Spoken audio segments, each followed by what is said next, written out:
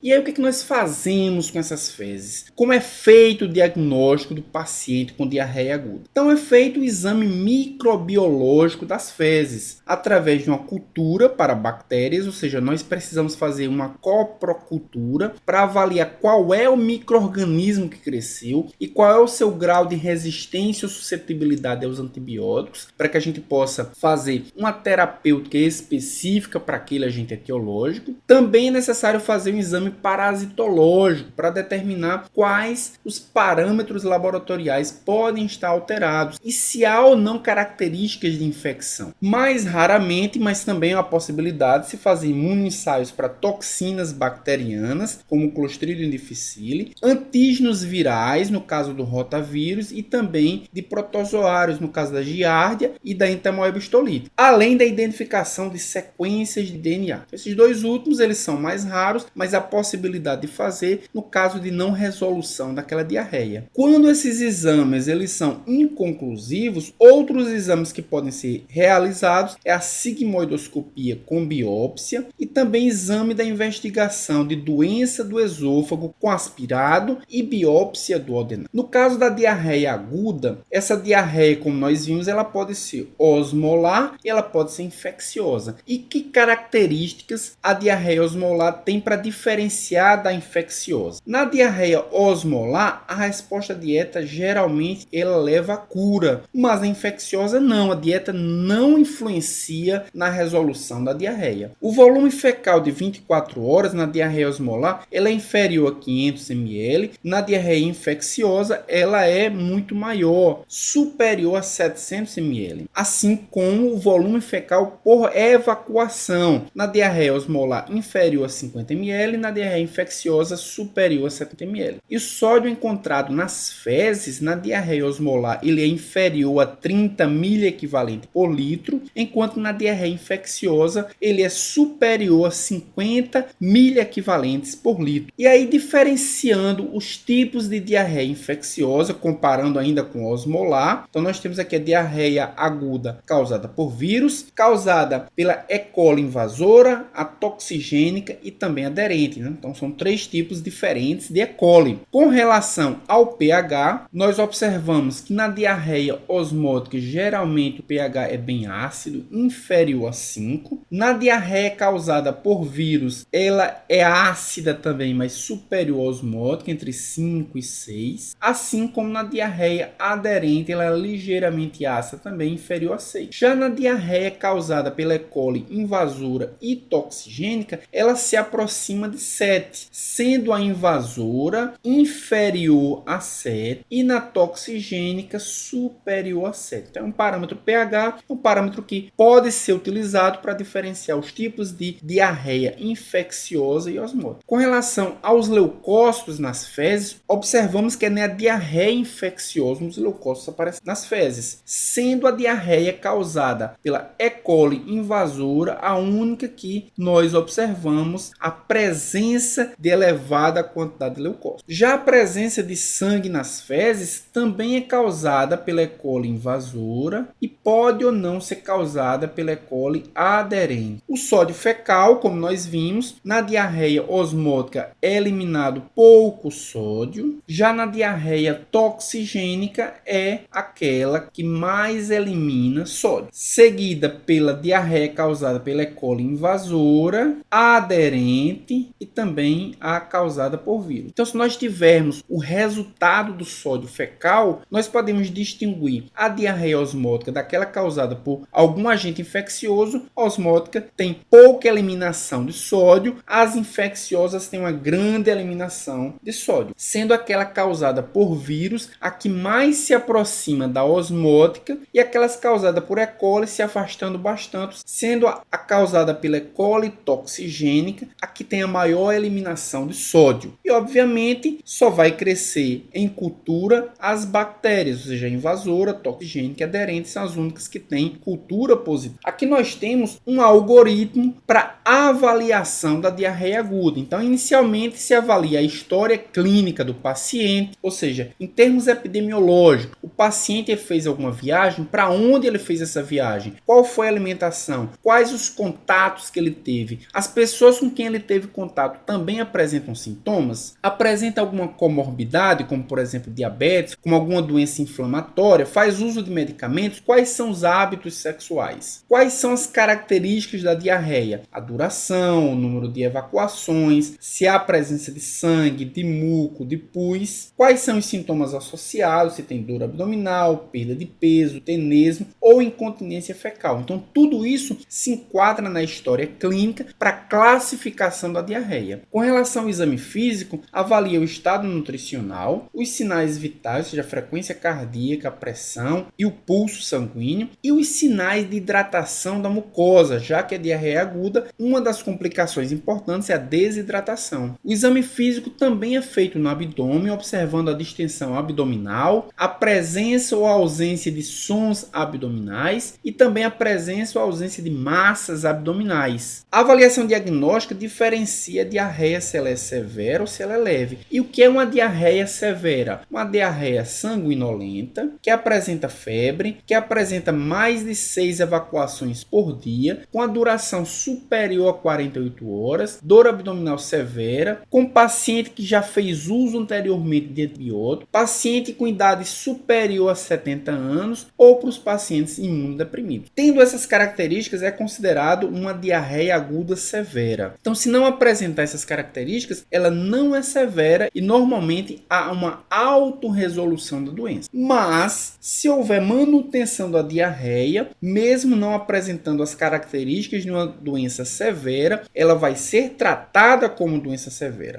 E qual é a avaliação laboratorial? Depois da avaliação clínica, vem-se a avaliação laboratorial. Então, hemograma, os parâmetros principalmente das células brancas, também ionograma, ou seja, sódio, potássio, cloreto, ureia e creatinina, que foram os parâmetros laboratoriais que nós vimos no caso clínico dessa aula. Também leucócitos fecais e pesquisa de Clostridium. A coprocultura se faz em pacientes imunodeprimidos que apresentam comorbidades, que apresentam diarreia sanguinolenta, para distinção entre agudização e doença inflamatória e também para distinção entre agudização de doença inflamatória e diarreia infecciosa aguda. E a pesquisa de ovos ou parasitas se faz no caso de diarreia persistente após alguma viagem, após um contato com infantários, homossexuais e HIV e suspeita de entamoeba histolítica. Na avaliação também pode-se fazer endoscopia se houver suspeita de colite pseudomembranosa, de colite isquêmica, de doença inflamatória ou em pacientes imunossuprimidos. Concomitantemente à avaliação laboratorial, se inicia antibiótico terapia empírica, baseada obviamente na história clínica, epidemiológica ou a suspeita do agente etiológico. Depois da coprocultura, identificação do agente etiológico, a antibiótico terapia empírica pode ou não ser convertida em antibiótico terapia específica. Como é feito o tratamento do paciente com diarreia aguda? Então, o paciente com diarreia aguda ele precisa repor líquido. Então, o primeiro aspecto do tratamento é a reposição hidroeletrolítica. E essa reposição hidroeletrolítica ela pode ser feita em graus diferentes de reposição. Então, pode ser feito, por exemplo, somente a reposição hídrica, ou seja, só água. Se for um caso leve, pode ser feito uma hidratação com soluções orais, contendo glicose, contendo eletrólito, nos casos de desidratação grave, e pode ser feito também uma hidratação endovenosa nos pacientes profundamente desidratados, principalmente se forem lactentes idosos. Também no tratamento há a possibilidade de uso de agentes antissecretórios e antimotilidades, como por exemplo a loperamida. Isso é utilizado nos casos de diarreia moderadamente grave, afebril, ou seja, o paciente que vai utilizar a loperamida não pode ter febre, porque isso indica uma diarreia infecciosa. E também os agentes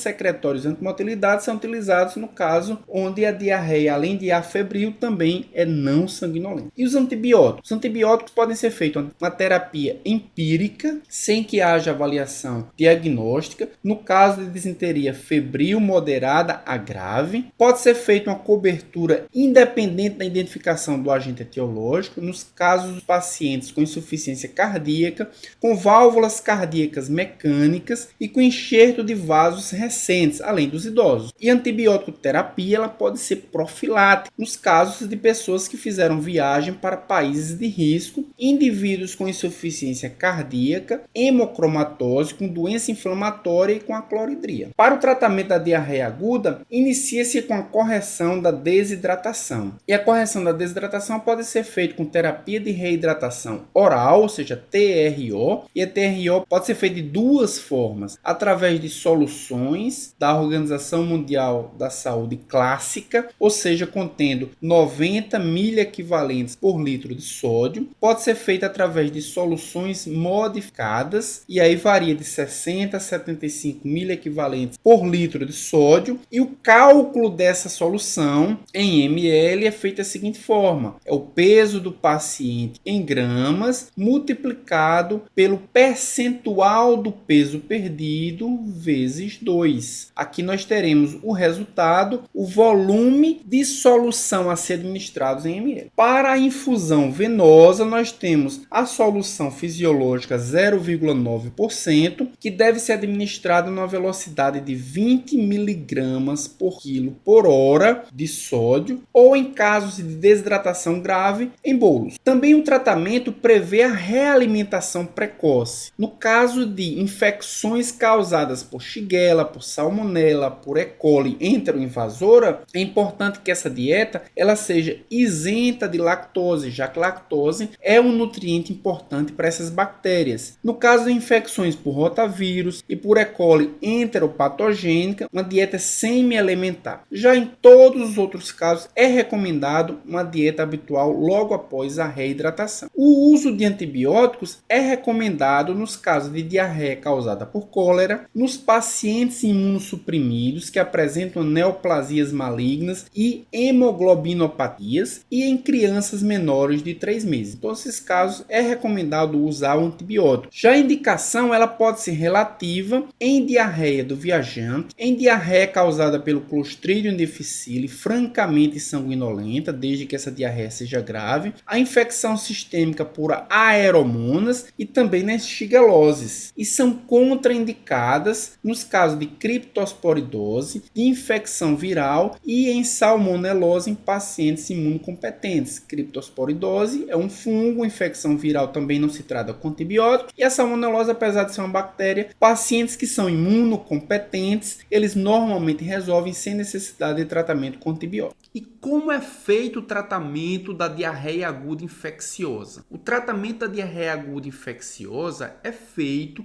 baseado no micro-organismo identificado na coprocultura, como podemos ver aqui na tela. Aqui na tela nós podemos ver se o agente infeccioso for o Vibrio cholerae.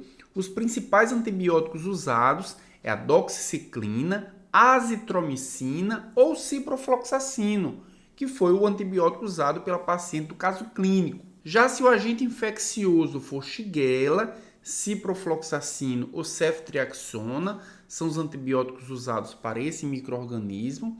Campylobacter, azitromicina ou ciprofloxacino. Podemos ver então que o ciprofloxacino é um antibiótico que consegue abordar infecções por diversos micro-organismos diferentes. A E. coli enteroinvasora é tratado pela associação de sulfametoxazol com trimetroprima. E se a infecção for pelo protozoário Giardia, o tratamento é feito com metronidazol, tinidazol ou secnidazol. Então agora vamos ver como é feito o algoritmo para o tratamento das diarreias agudas. Então na diarreia aguda nós temos uma característica que é 3 evacuações em 24 horas, fezes não formadas e normalmente a presença de outros sintomas como náuseas, vômitos, dor abdominal, tenesmo, urgência fecal e também severa flatulência. Nesses casos e em todos os outros casos, a terapia de reidratação oral ela deve ser implementada, bem como a alimentação leve. Lembrando que, nos casos de desidratação grave,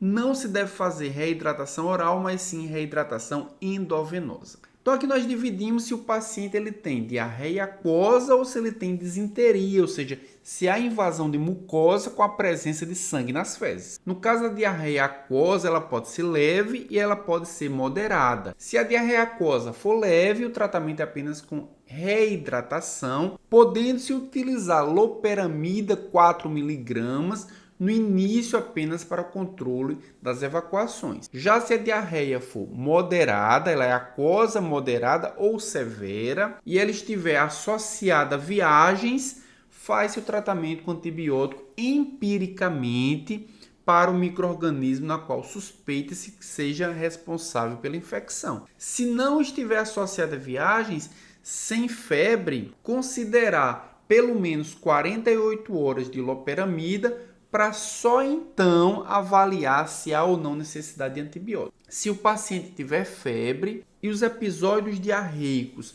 foi inferior a 72 horas de duração, deve-se considerar, assim como foi feito para o paciente sem febre, 48 horas de loperamida para só então avaliar a possibilidade de uma infecção. Já se o paciente ele tem febre, a duração da diarreia é superior a 72 horas, aí sim considera-se a avaliação microbiológica. Já se o paciente apresenta uma diarreia disentérica, ou seja, com sangue nas fezes, mas com febre baixa, faz-se inicialmente uma avaliação microbiológica e, a partir do resultado, usar o antibiótico para o agente identificado. Se a febre for alta, não associado a viagens, considerar a avaliação microbiológica e, se estiver associado a alguma viagem, fazer o tratamento empírico com azitromicina 1 grama em dose única ou 500 mg 2 vezes ao dia por 3 dias. Além do tratamento com antibióticos, nós vimos no início dessa aula que existem também antidiarreicos inespecíficos. Esses antidiarreicos, eles visam reduzir a sintomatologia. Então nós temos os antimotilidade, que vão reduzir o peristaltismo intestinal, reduzindo assim a frequência das evacuações. Nós temos difenoxilato, loperamida, que nós já vimos nessa aula, o elixir paregórico, a tintura de ópio e a difenoxina. Todos eles vão reduzir a frequência das evacuações. Também temos os adsorventes para as infecções que cursam com a presença de toxina. Os adsorventes vão se ligar às toxinas, impedindo que elas sejam absorvidas ou impedindo que elas entrem em contato com a mucosa, causando a perda hídrica. Os principais adsorventes são mistura de caulimpectina, policarbofila e também a tapugita. Nós temos também os antissecretores, que o objetivo principal, como o próprio nome diz, é impedir que haja perda hídrica. Nós temos o subsalicilato de bismuto, a lactase e também os probióticos. E para uma diarreia crônica que cursa com a presença de tumor carcinoide, pode ser utilizado também análogos de somatostatina endógena, que é a octreotida. Além dos antibióticos, os antidiarreicos inespecíficos, há a possibilidade também de utilizar probióticos. E o que são probióticos? São bactérias que colonizam e se replicam no trato intestinal humano e promovem efeito benéfico no hospedeiro. Entretanto, os probióticos não são indicados para qualquer tipo de diarreia. A indicação principal é para prevenção da diarreia aguda. Então, numa diarreia em curso, muitas vezes eles têm um benefício questionável, mas na prevenção foi-se relatado um benefício muito importante. Também são indicados na diarreia associada a antibióticos, já que eles vão restaurar a microflora normal, microflora residente destruída pelos antibióticos, e também são indicados na diarreia induzida por radiação. Nos outros casos de diarreia, o seu uso, o seu benefício, ele é bastante questionado. Atualmente, na prática clínica, são utilizados 4 micro-organismos como probióticos para restaurar, para restabelecer a microbiota normal. É o Streptomyces boulardii, o Bifidobacterium lactis, o Lactobacillus acidófilos e também o Lactobacillus casei. E aí voltamos para o caso clínico para fazermos o fechamento desse caso clínico. A paciente ela foi adequadamente tratada na emergência, como vimos no início dessa videoaula, recebeu o volume hídrico pertinente, procedeu-se coleta para exames laboratoriais gerais e de cultura iniciou-se azitromicina empiricamente. Os exames anti-HIV e hemocultura eles foram negativos, ou seja, não existia micro-organismo circulando no sangue. Os exames laboratoriais normalizaram após hidratação e em 48 horas ela apresentava-se com melhora clínica importante, além de afebril e recebendo alta. Entretanto, faltava o exame de cultura para identificação do micro-organismo. Passada uma semana, a paciente retornou à emergência com queixa de fraqueza e presença de petequias pelo corpo. E aí foram feitos novos exames. O resultado da coprocultura realizada na internação anterior, ela recebeu e revelou o crescimento de Shigella SP. O hemograma mostrou concentração de hemoglobina de 5,5 gramas por decilitro, ou seja, apresentando anemia, já que os valores normais são entre 12 e 16. O volume corpuscular médio de 85 fentolitros, também apresentando hemácias menores, microcíticas, já que os volumes normais são entre 87 e 100 fentolitros. Também apresentava fragmentação hemática com 6.000 leucócitos, ou seja, dentro da normalidade, indicando que a infecção ela já tinha sido resolvida. A contagem de leucócitos diferencial também estava normal, mas apresentava uma plaquetopenia com 20.000 plaquetas, sendo os valores normais entre 150.000 e 400.000. Também apresentou creatinina 2,5 mg por decilitro dentro da normalidade e ureia 120 mg por decilitro. Qual foi o procedimento? A paciente foi admitida na UTI para a realização de um procedimento chamado de plasmaférese e suporte clínico. A paciente evoluiu bem após 2 semanas de internação e recebeu alta hospitalar. Então, qual foi o desfecho desse caso clínico? A paciente apresentou um quadro compatível com síndrome hemolítica urêmica. E quais são os elementos compatíveis com essa síndrome? A anemia hemolítica com fragmentação e também a plaquetopenia. E essa síndrome ela é muito comum após infecção por Shigella. Em virtude da Shigella liberar uma toxina, verotoxina, alguns pacientes, mesmo depois de tratados, mesmo depois de eliminar a bactéria, a infecção, elas cursam com a síndrome hemolítica urêmica. E quais são as características dessa síndrome? Insuficiência renal progressiva, anemia hemolítica e também lesão endotelial de vasos sanguíneos. E a conduta, além do que foi feito, a plasmaférese, também é indicado hidratação, transfusão de sangue, dieta reduzida em proteínas, corticoterapia e até hemodiálise. Não é indicado antibiótico, já que a infecção foi resolvida, o paciente não apresenta mais nenhum crescimento bacteriano. Então, se vocês quiserem me seguir nas redes sociais, aqui na tela nós temos algumas delas. A gente pode trocar uma ideia, a gente pode continuar essa conversa que iniciamos nessa videoaula. Até a próxima videoaula.